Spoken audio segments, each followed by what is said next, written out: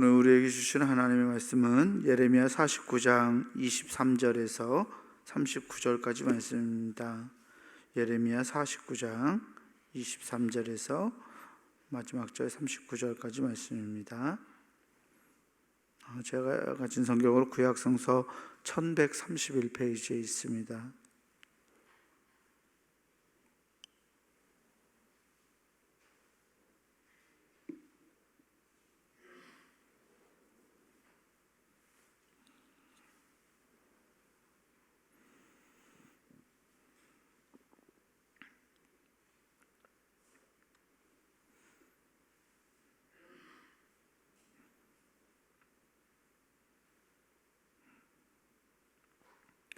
예레미야 49장 23절에서 39절까지 제가 한 절 여러분들한테 나누어서 교독하겠습니다. 다메섹에 대한 말씀이라. 하맛과 아르밧이 수치를 당하리니 이는 흉한 소문을 듣고 낙담함이니라. 바닷가에서 비틀거리며 평안이 없도다. 다메섹이 피곤하여 몸을 돌이켜 달아나려 하니 떨림이 그를 움켜잡고 해산하는 여인같이 고통과 슬픔이 그를 사로잡았도다. 어찌하여 찬송의 성읍, 나의 즐거운 성읍이 버린 것이 되었느냐. 이는 만군의 여호와의 말씀이니라. 그런즉 그 날에 그의 장정들은 그 거리에 엎드러지겠고 모든 군사는 멸절될 것이며 내가 다메섹의 성벽에 불을 지르리니 베나닷의 궁전이 불타리라. 바벨론의 느부갓네살 왕에게 공격을 받은 게달과 하솔 나라들에 대한 말씀이라. 여호와께서 이와 같이 말씀하시되 너희는 일어나 게달로 올라가서 동방 자손들을 황폐하게 하라. 너희는 그들의 장막과 양털을 빼앗으며 휘장과 모든 기구와 낙타를 빼앗아다가 소유로 삼고 그들을 향하여 외치기를 두려움이 사방에 있다 할지니라. 여호와의 말씀이니라. 하솔 주민아 도망하라. 멀리 가서 깊은 곳에 살라. 이는 바벨론의 느부갓네살 왕이 너를 칠 모략과 너를 칠 계책을 세웠음이라. 여호와의 말씀이니라. 너는 일어나 고요하고도 평안히 사는 백성 곧 성문이나 문빗장이 없이 홀로 사는 국민을 치라. 그들의 낙타들은 노략물이 되겠고 그들의 많은 가축은 탈취를 당할 것이라. 내가 그 살적을 깎는 자들을 사면에 흩고 그 재난을 여러 곳에서 오게 하리라. 여호와의 말씀이니라. 하솔은 큰 뱀의 거처가 되어 영원히 황폐하리니 거기 사는 사람이나 그 가운데에 머물러 사는 사람이 아무도 없게 되리라 하시니라. 유다 왕 시드기야가 즉위한 지 오래지 아니하여서 엘람에 대한 여호와의 말씀이 선지자 예레미야에게 임하여 이르시되 만군의 여호와가 이같이 말하노라. 보라, 내가 엘람의 힘에 으뜸가는 활을 꺾을 것이요 하늘의 사방에서부터 사방 바람을 엘람에 오게 하여 그들을 사방으로 흩으리니 엘람에서 쫓겨난 자가 가지 않는 나라가 없으리라. 여호와의 말씀이니라. 내가 엘람으로 그의 원수의 앞 그의 생명을 노리는 자의 앞에서 놀라게 할 것이며 내가 재앙 곧 나의 진노를 그들 위에 내릴 것이며 내가 또 그 뒤로 칼을 보내어 그들을 멸망시키리라. 내가 나의 보좌를 엘람에 주고 왕과 고관들을 그곳에서 멸하리라. 여호와의 말씀이니라. 함께 봅니다.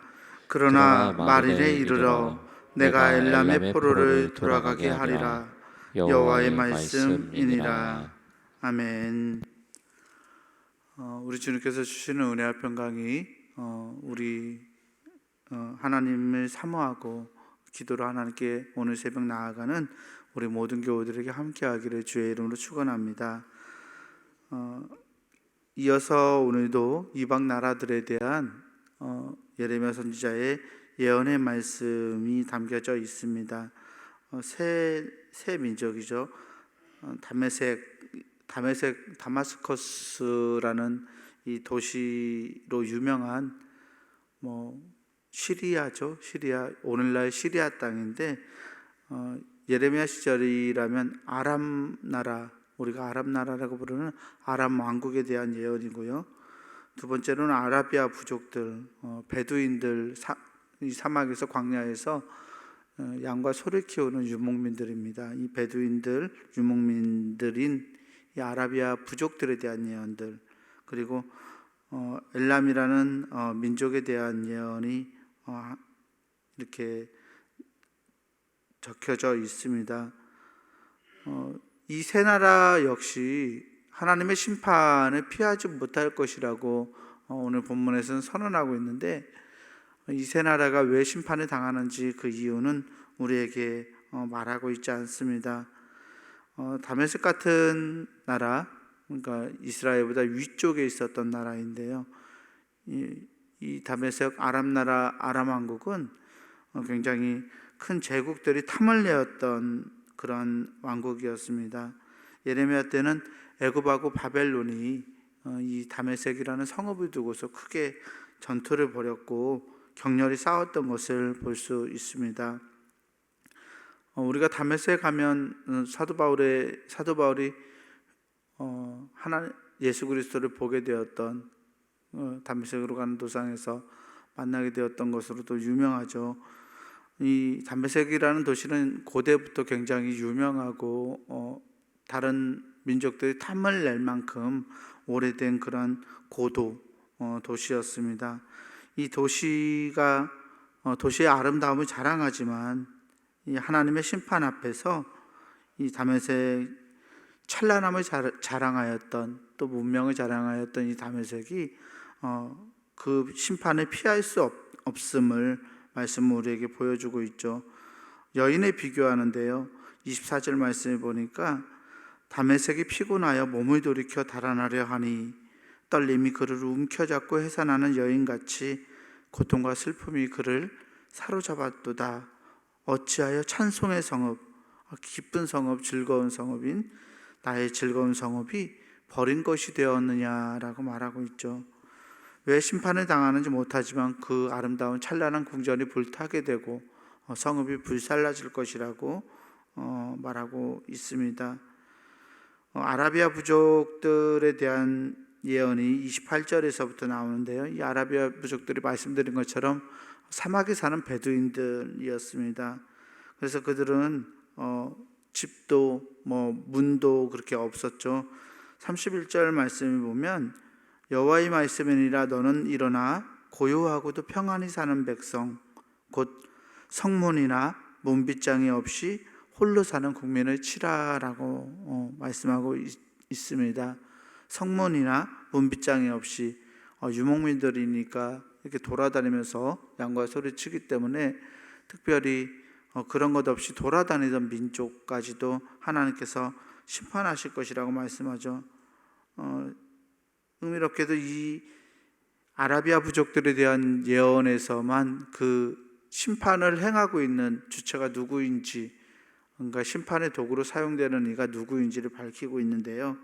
30절에 보면 여호와의 말씀이니라 하솔줌이나 도망하라 멀리 가서 깊은 곳에 살라 이는 바벨론의 느부갓네살 왕이 너를 칠 모략과 너를 칠 계책을 세웠음이라.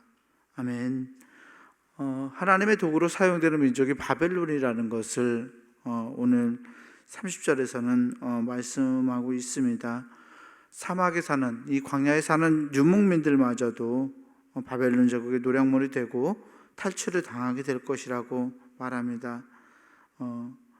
천막을 치고 장막을 치고 살아가던 이들의 가축, 이들이 가지고 있는 재산들 역시 이 바벨론 제국의 이 심 앞에서, 하나님의 심판의 도구 앞에서 처참하게 빼앗기고 그렇게 탈출을 당하게 될 것이라고 말씀하고 있습니다.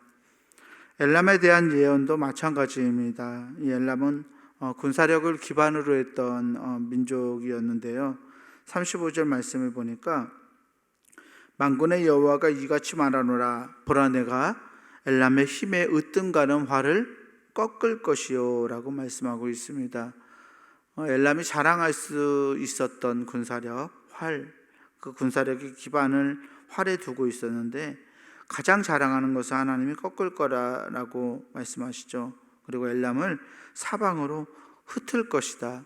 사방으로 쫓겨나지 않는 나라가 없을 것이라고 말합니다. 그리고 39절에 보면 그러나 말일에 이르러 내가 엘람의 포로를 돌아가게 하리라. 여호와의 말씀이니라. 하나님이 심판이 다 끝난 후에는 그 엘람의 포로들을 다시금 회복시킬 것이라고 말씀하고 있습니다. 이 말씀들을 통해서 무슨 말씀을 하고 싶었던 것일까요? 주권은 하나님에게 있다. 역사의 주권이 하나님에게 있음을 말씀하고 있습니다. 하나님께서 다스리시고 하나님께서 통치하신다는 것을 우리에게 보여주고 있죠. 다메섹이나 아라비아 부족이나 엘람, 그 어떤 민족이든 하나님의 통치와 하나님의 다스림 앞에서 하나님의 심판을 피해갈 수 없고, 또한 그 심판 후에는 하나님께서 분명 그들을 위한 새로운 계획을 가지고 그들을 다시 돌아가게 하실 것이다 라고 말씀하고 있는 것입니다. 열방에 대한 파괴, 그러니까 예레미야 선지자 시절에 그 각 민족들이 무너지고 민족들이 불타오르고 전쟁에 휩싸이고 또 민족들이 바벨론 제국에 의해서 통치를 받게 되는 이 파괴가 하나님의 주권적인 계획 아래서 이루어지고 있다는 것을 보여주면서, 이것이 그냥 그 도시들을 다 무너뜨려 버리는 것이 아니라 그 위에다가 새로운 하나님의 질서를 세우기 위한 하나님의 계획이라고 본문은 우리에게 말씀하고 있는 것 같습니다. 또한 하나님의 새로운 질서가 세워지면 그곳에서 하나님의 통치는 새로운 회복을 일으키게 되고, 이를 통해서 하나님이 원하시는 나라들을, 또 하나님이 원하시는 질서를 주님께서 친히 이끌어 가실 것이라고 말씀하고 있는 것 같습니다. 이 많은 민족들을 심판했던 도구인 바벨론, 이 바벨론 제국 역시도 영원하지 않을 것이라고 하나님은 이후에 말씀하시는데요, 이제 나머지 50장 말씀을 통해서, 이 뒤에 나오는 말씀들을 통해서 이 도구로 사용되는 바벨론에 대한 예언들이 들어있고, 이 예언을 끝으로서 예레미야서는 마무리되게 됩니다. 사랑하는 성도 여러분, 오늘날 우리의 세계도 우리가 자랑하는 힘이나 능력이나 각 나라들이 가지고 있는 어떤 능력을 가지고서 이 세계가 이끌어지는 것 같지만, 사실상 영원한 나라는 없고 이 세계의 질서를, 역사의 질서를 하나님께서 이끌고 계심을 믿어 의심치 않으시는 우리 모두가 되기를 소망합니다. 하나님께서 우리를 이끌고 계신다는 이 희망, 그리고 이 믿음은 우리로 하여금 세상을 살아갈 수 있게 하는 지혜가 되는 줄 믿습니다. 하나님이 이끌고 계시기 때문에 우리가 함부로 우리의 삶을 살아갈 수 없고, 하나님이 이끌고 계시기 때문에 하나님을 두려워하게 되고, 또 하나님이 이끌고 계시기 때문에 어떤 강대국이나 또는 번성하는 나라들을 부러워하지 않을 수도 있다라고 믿습니다. 세상의 주권이 하나님에게 있으면 우리가 고백하고 나아갈 때 이 세상을, 우리를 통하여서 세상을 이끌어 가시는 하나님의 능력이 우리 안에서 또 세상 안에서 빛나게 될 줄 믿습니다. 오늘도 주님께서 나를 다스리시고 우리 그리스도인들을 통치하시고 우리를 통해서 하나님의 나라를 세워가신다는 것을 믿음으로 고백하면서 그 나라를 하나님과 함께 세워갈 수 있는 우리 모두가 되기를 주의 이름으로 간절히 축원합니다. 기도하겠습니다. 은혜로우신 아버지 하나님, 감사합니다. 하나님, 온 세상의 질서와 세계의 주권이 하나님께 있음을 믿습니다. 하나님, 세상이 힘 있는 사람들에 의해서 돌아가는 것 같지만, 세상이 강대국들에 의해서 하나님 질서 지어지는 것 같지만, 하나님의 통치 안에서 영원한 나라가 없음을 말씀을 통해서 발견합니다. 자신의 세력을 자랑했던 민족이나 또 약해서 어려워했던 민족이나 다 하나님의 다스림 가운데 있음을 우리가 깨닫고서 하나님의 다스림을 바라고 주님께서 선하게 우리를 이끌어 가실 것이라는 믿음을 가지고 하나님의 손을 부여잡고 나아갈 수 있는 우리가 되게 하여 주시옵소서. 하나님, 오늘도 우리를 통하여서 하나님의 나라를 세워가시는 줄 믿습니다. 하나님의 나라가 내 안에 세워지게 하시고 나의 가정에 세워지게 하시고 또 나의 이웃과 나의 민족과 온 세계의 만방에 주님의 나라가 세워지는 것을 믿음으로 확신하고 보고 희망할 수 있는 우리가 되게 하여 주시옵소서. 하나님, 오늘도 우리의 마음을 다스려 주셔서 우리를 통해서 하나님의 나라를 세워주시고 하나님의 은혜를 바라보며 기쁨과 감사로 나의 삶을 살아낼 수 있는 우리 모두 될 수 있도록 은혜를 허락하여 주시옵소서. 우리 구주 예수 그리스도 이름으로 감사하며 간절히 기도하옵나이다. 아멘. 하늘에 계신 우리 아버지여, 이름이 거룩히 여김을 받으시오며 나라가 임하시오며 뜻이 하늘에서 이루어진 것 같이 땅에서도 이루어지이다. 오늘 우리에게 일용할 양식을 주시옵고 우리가 우리에게 죄 지은 자를 사하여 준 것 같이 우리 죄를 사하여 주시옵고 우리를 시험에 들게 하지 마시옵고 다만 악에서 구하시옵소서. 나라와 권세와 영광이 아버지께 영원히 있사옵나이다. 아멘.